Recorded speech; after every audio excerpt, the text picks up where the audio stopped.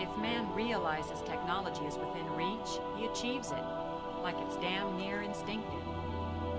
Look at us, for example. We're state-of-the-art. Controlled metabolisms, computer-enhanced brains, cybernetic bodies. Not long ago, this was science fiction. So what if we can't survive without regular high-level maintenance? Who are we to complain? I suppose an occasional tune-up is a small price to pay for all this. I'm afraid we've both signed our bodies and ghosts away to Section 9.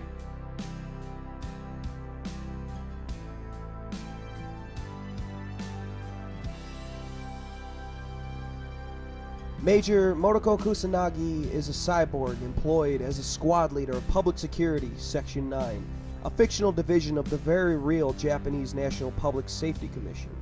Before this, however, there is much mystery surrounding her. She is really good at keeping her human emotions hidden, and what is left of her personal life, she usually keeps to herself as well. What is known is that Motoko was involved in a near-fatal plane crash when she was a child. As a result of her injuries, she underwent a full cybernization at the age of 9, with the only organic part of her being a part of her brain and a part of her spine. During this time, she has also been confirmed to have had a trouble with adapting to the use of her new body, breaking her favorite doll in the process.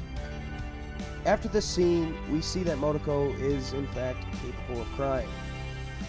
Anyway, we jump ahead into her adulthood and we see that Motoko has become an elite forces squad leader and an expert in electronic warfare. During her time as the leader of a covert ops squad, she met Chief Aramaki, who recruited her to the Public Security Section 9.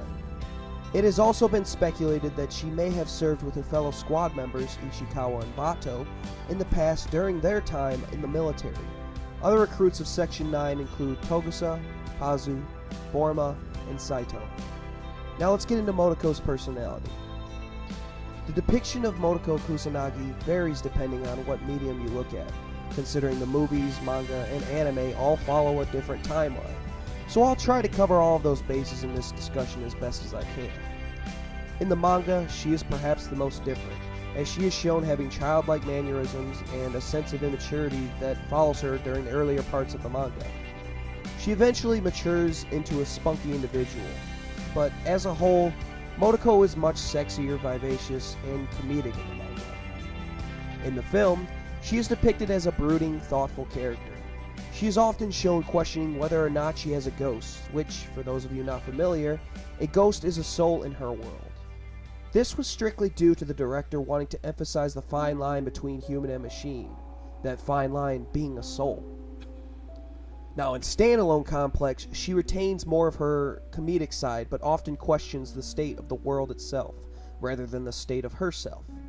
This form of her is much closer to the manga than the film was. However, we also see elements from the film adaptation of the Major.